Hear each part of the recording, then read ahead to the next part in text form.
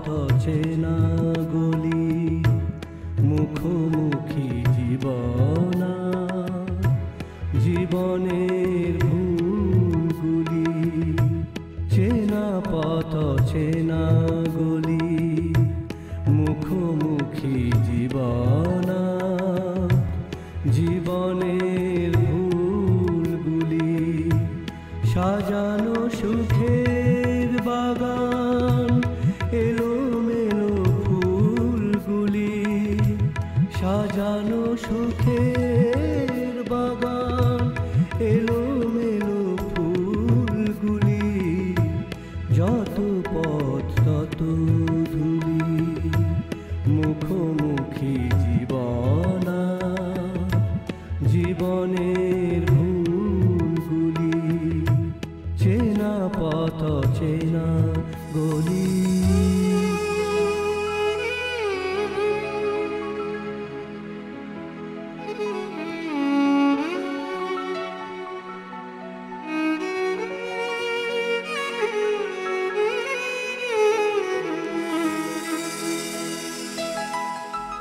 চেনা পথ অচেনা গলি।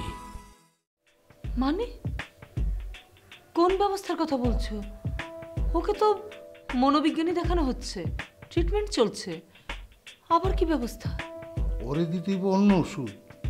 অন্য ওষুধ মানে? তুই কিসের কথা বলছো? আরে বিয়া, বিয়ার সাথে অন্য আর কোনো বড় ওষুধ আছে নাকি? ওকে, ডাকেন গার্ডকে। ডাকলে কিন্তু লাভের চেয়ে লসই হবে আপনার বেশি। আমি বলবো স্যার আমাকে এখানে আটকে রেখেছে। কাল কিন্তু সুস্মিতা আইতেছে, তুমি কি বাবা বাসের চিনতে গিয়ে ওরে আনতে পারবা? কেন পারবো না, কিন্তু মা তোমাকে বাইরে যেতে দেবে না মামা। দূর পাগল, আফরুজ যা কইছে তা সব কথাই তোমার শুনতে হইব নাকি? হ্যাঁ, আমি তোমার বারণের ব্যবস্থা করে দেবো, তোমার মা কিচ্ছু টের পাইব না। আর টের পাইলেও আমি সব ম্যানেজ করে নেব, তুমি কোনো চিন্তা করি না। তুমি শুধু বাস স্ট্যান্ডে গিয়া সুস্মিতারে নিয়ে আসবা। ঠিক আছে মামা। আসসালামু আলাইকুম ভাইজান, জসিম ভাই আপনাকে ডাকে। কোন জসিম ভাই? ওই যে চায়ের দোকানে বসে আছে, গেলে বুঝতে পারবেন। চলেন।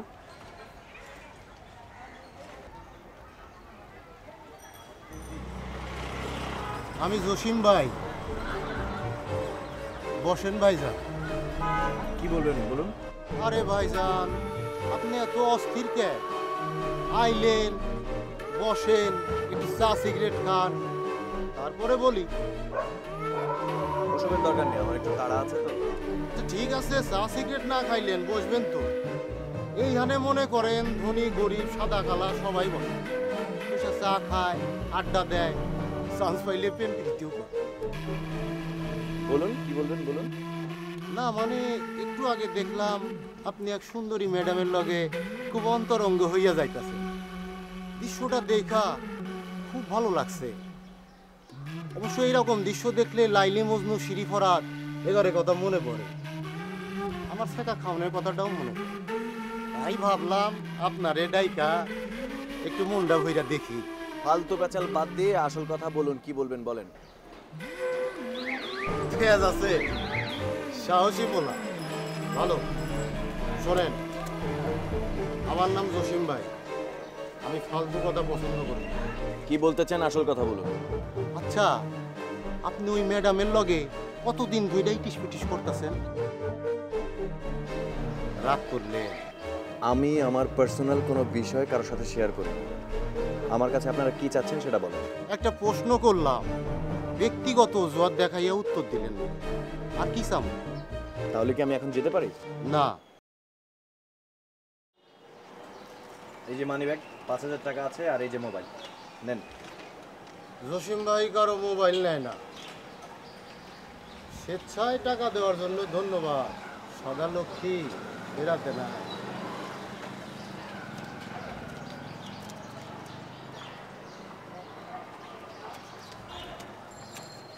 কথা শেষ হয় নাই।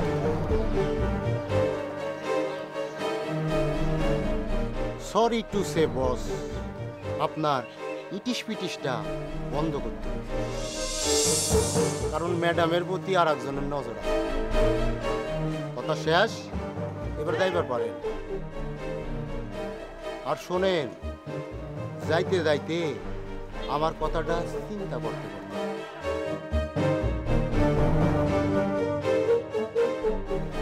যান।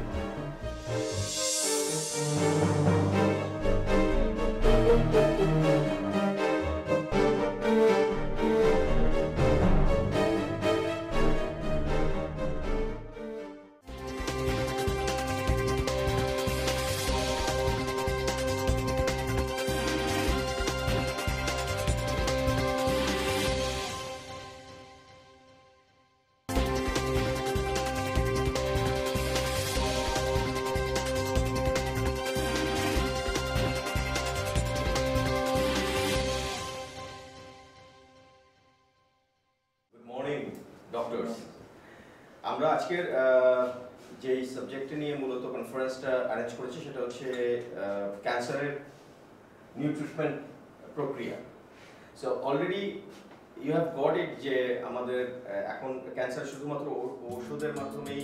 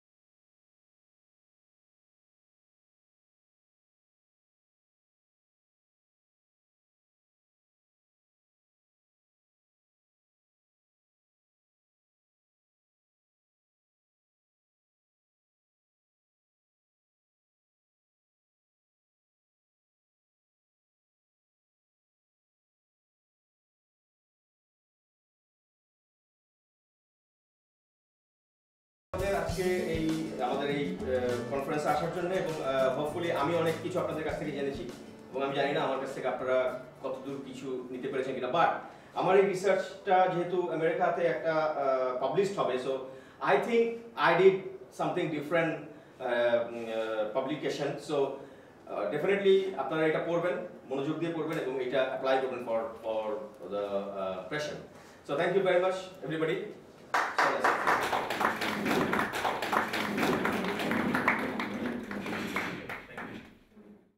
জবাব দাও, তুমি কেন এমনটা করলে? কি হলো, কথা বলছো না কেন? তুমি জানো সে দেশের একজন বড় ডাক্তার। তোমাদের সম্পর্কে কি ভাববেন আর আমাদের সম্পর্কে কি ভাববেন? তোমরা এখান থেকে পড়াশোনা করে অনেক বড় হবে, দেশের প্রতিনিধিত্ব করবে, আর তোমরা এটা কি করলে বলো তো? কি হয়েছে, তুমি কথা বলছো না কেন? সরি ম্যাম, আমরা ওভাবে ক্ষমা চাইছি। সরি বলে তো এখন আর লাভ নেই না। আমরা সবাই মিলে স্যারের কাছে যাব, রিপা স্যারের কাছে ক্ষমা চাইবে। এখন তোমরা যাও, আমি স্যারের সঙ্গে কথা বলে তোমাদেরকে জানাবো। যাও। ঠিক আছে ম্যাম।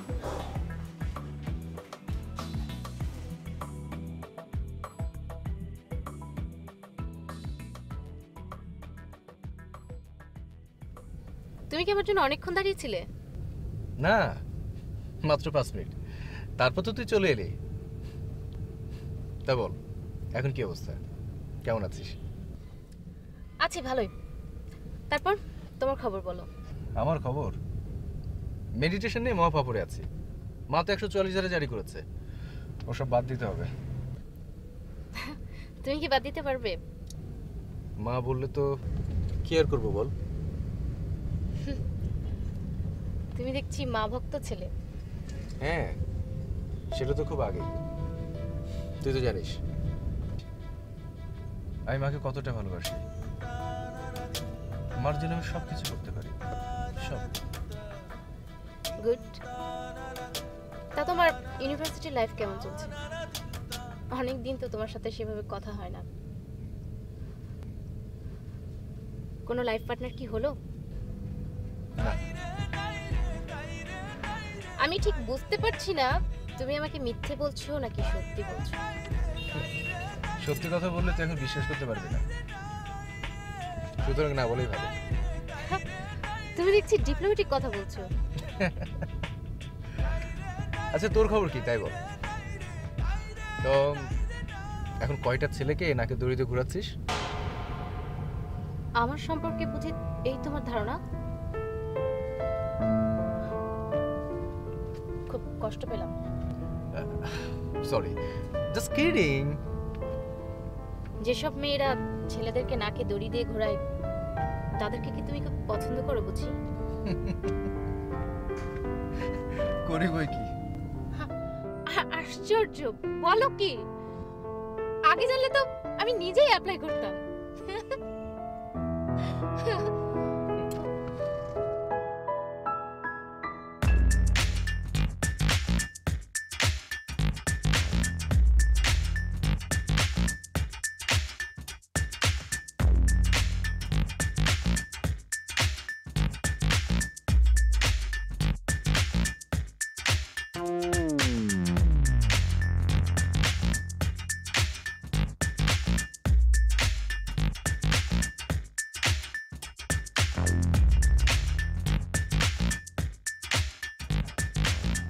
স্যার আসসালামু আলাইকুম।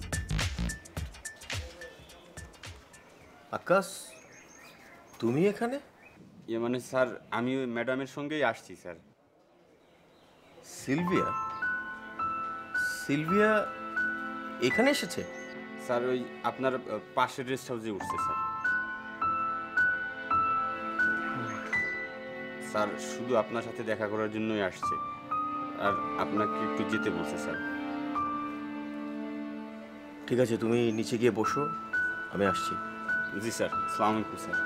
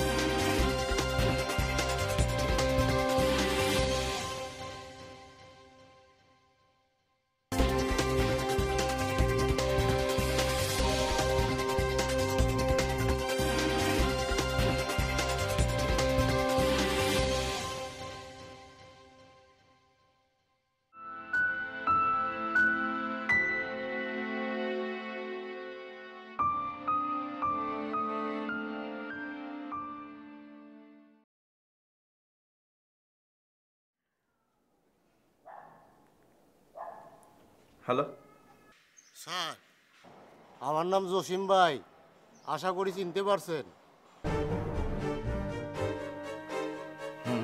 ব্যাপার?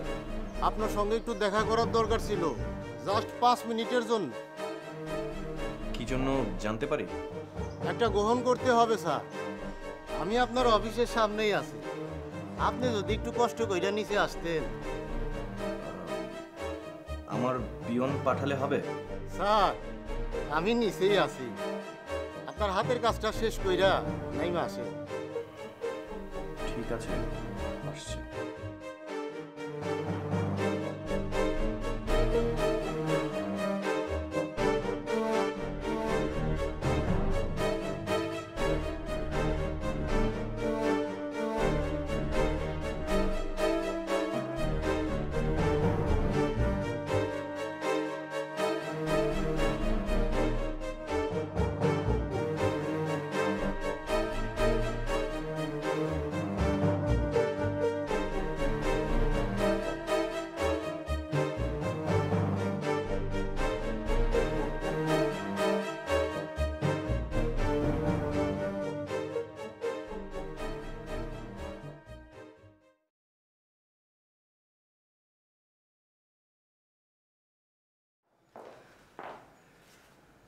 High Sylvia.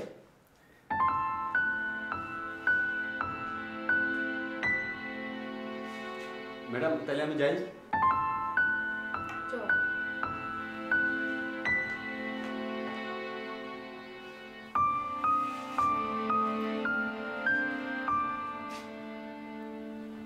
আসিফ, তুমি ময়মনসিংহে এসে লুকিয়ে আছো না? না, আমি তো এখানে লুকিয়ে থাকার জন্য আসিনি, আমি কাজে এসেছি। তুমি কাজে এসেছো না? কিন্তু তুমি কি জানো, তুমি যখন থেকে এখানে কাজে এসেছো আমি কোনো কাজে কনসেন্ট্রেট করতে পারিনি। ইউ নো ইট। আমি তোমার হসপিটালে খবর নিয়েছি, ওরা আমাকে তোমার অ্যাড্রেস দেয়নি। তুমি আমার কল রিসিভ করছো না, তোমার বাসার অ্যাড্রেস আমি জানি না। Fine fine Asif, I understand তোমার কাজ থাকতেই পারে। You are very busy man, তুমি কাজে আসছো, গুড। বাট কাজে আসার আগে অন্তত আমাকে এতটুকু ইনফর্ম তো করে আসতে পারতে যে আমি যদি তোমাকে চাই আমি কোথায় পাবো। আমার যদি তোমাকে প্রয়োজন হবে কোথায় খুঁজবো? কোথায় আমি তোমাকে খুঁজবো বলো? তোমার একবারও মনে হয়নি আমি আমাকে নিয়ে তোমার একটু টেনশন হয় না যে আমি তোমাকে কোথায় খুঁজে পাবো? আমার জন্য তোমার কোনো টেনশন? তুমি কি ভেবেছো? তুমি ভেবেছো তুমি আমার থেকে দূরে থাকবে, আমাকে অ্যাভয়েড করবে, আমাকে কষ্ট দেবে, আমি সাফারার হবো, এগুলো তুমি খুব এনজয় করবে না? খুব মজা নেবে। হ্যাঁ, মজা তো তুমি নিবেই, কারণ তুমি একজন পুরুষ। তুমি তো এটাই দেখতে চেয়েছিলে যে আমি তোমাকে ছাড়া থাকতে পারি কিনা। কি দেখলে? কি দেখলে এখন?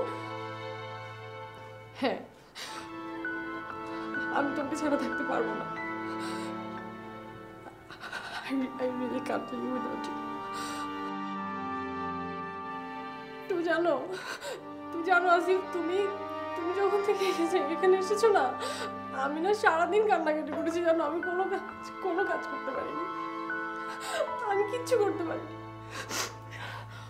কিন্তু তুমি ভেবো না, এটা ভেবো না যে আমি ওইসব মেয়েদের মতো যারা একা একা কান্নাকাটি করবে আর নিজের দুঃখ নিজের বুকে চেপে মুখ বুজে থাকবে।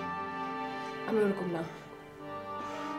তুমি পৃথিবীর যে প্রান্তেই যাও, just remember it, I will find you out.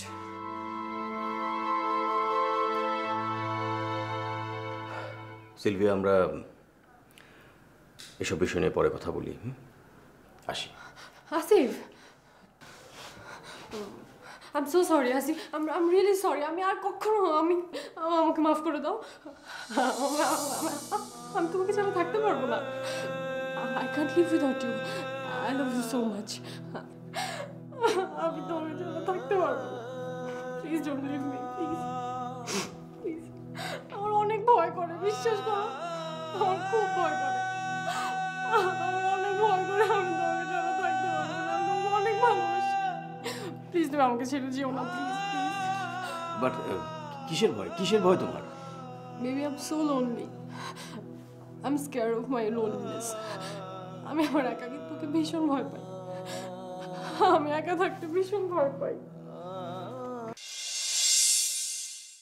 এলাম স্যার আপনার টাকা। আমার টাকা মানে? কাল আপনি এই টাকাগুলি আমার দিছিলেন। ফেরত দিচ্ছেন কেন? ফেরত দিচ্ছি মানে অন্যের টাকা নেওয়া ঠিক না, বিবেকে দংশন করে স্যার। গুড, কোথাও কোনো প্রবলেম নেই। It's a excellent proposal. তুমি কিন্তু শুধু শুধু আমাকে দিয়ে কষ্ট করালে। যতই হোক স্যার, আফটার অল আপনি অফিসের MD, that means all in all আপনাকে না দেখিয়ে কিছু একটা সাবমিট করা ঠিক না। Thanks a lot. হ্যালো, বলো। আমি নিচে ওয়েট করছি। তুমি নিচে ওয়েট করছো? নিচে ওয়েট করছো মানে নিচে কোথায়? কেন, তোমার কটেজের গেটে। কি? তুমি কতক্ষণে নামবে? ওকে, আমি 15 মিনিটসের মধ্যে আসছি।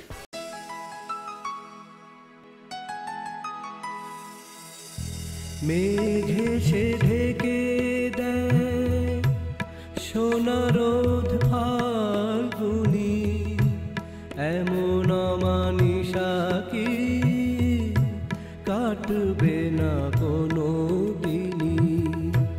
মেঘে সে ঢেকে দেয় সোনারোদ ফাল্গুনি, এমন অমানিসা কি কাটবে না কোনো দিনই।